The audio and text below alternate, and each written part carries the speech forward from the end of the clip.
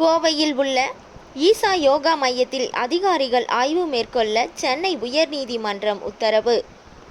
ஈசா யோகா நிறுவனர் ஜாக்கி வாசுதேவ் தனது மகளுக்கு திருமணம் செய்துவிட்டு யோகா கற்க வரும் பிற பெண்களை மட்டும் சன்னியாசிகளாக மாற்றுவது ஏன் என்று இது குறித்து பல சந்தேகங்கள் உள்ளதாகவும் சென்னை உயர்நீதிமன்றம் கேள்வி எழுப்பி நிலுவையில் உள்ள வழக்குகள் குறித்து விசாரணை நடத்த உத்தரவிட்டதை தொடர்ந்து சமூக நலத்துறை, குழந்தைகள் நலத்துறை மற்றும் கோவை மாவட்ட காவல் கண்காணிப்பாளர் ஈசா யோகா மையத்தில் விசாரணை நடத்தினர்.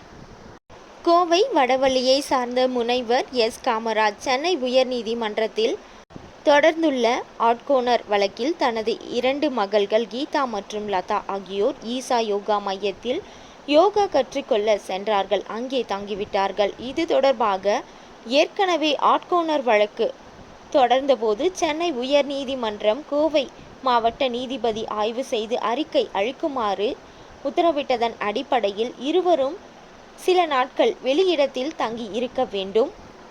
அதன்பின் மனநிலையை ஆய்வு செய்ய வேண்டும் என்று அறிக்கையில் தெரிவிக்கப்பட்டுள்ளது. இந்நிலையில் தங்களை தொந்தரவு செய்யக்கூடாது என்று எனது மகள்கள் சிவில் வழக்கு தொடர்ந்துள்ளனர். எனது மகள்கள் தனி அறைகளில் அடைக்கப்பட்டு துன்புறுத்தப்படுவதாக தெரிய வருகிறது. ஈசா யோகா மையம் நடத்தும் ஜாக்கி வாசுதேவருக்கு ஒரு மகள் இருக்கிறார். அவர் திருமணம் ஆகி வெளிநாட்டில் குடும்பத்துடன் வசித்து வருகிறார். ஆனால் எனது மகள்களை யோகா என்ற பெயரில் மயக்கி அவர்களை வெளியே அனுப்பாமல் துன்புறுத்தி வருவதாக சந்தேகிக்கிறேன். மேலும் எனது மகள்கள் ஈசா யோகா மையத்தில் இருந்து வெளிவந்தால் அவர்களை தொந்தரவு செய்ய மாட்டேன். அவர்களுக்கென தனி இடத்தை கொடுத்து அவர்களுடைய தனிமை பாதுகாக்கப்படும். எனவே 2 மகள்களை மீட்டு நீதிமன்றத்தில் ஆஜர்படுத்த வேண்டும் என்று அந்த மனுவில் கூறியிருந்தார். இந்த வழக்கு நீதிபதி எஸ்.எம். சுப்பிரமணியன், சிவானந்தம் ஆகியோர் முன்பு விசாரணைக்கு வந்தது. அப்பொழுது மகள்கள் இருவரும் ஆஜர்படுத்தப்பட்டனர். அவர்களிடம் நீதிபதிகள் விசாரணை நடத்தினர்.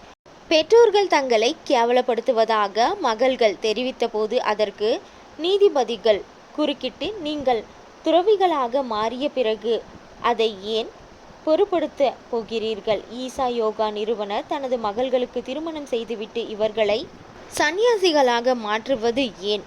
நீதிமன்றம் யாருக்கு எதிராகவும் இல்லை, ஆதரவாகவும் இல்லை. ஆனால் இது குறித்து பல சந்தேகங்கள் உள்ளதாக குறிப்பிட்டார்.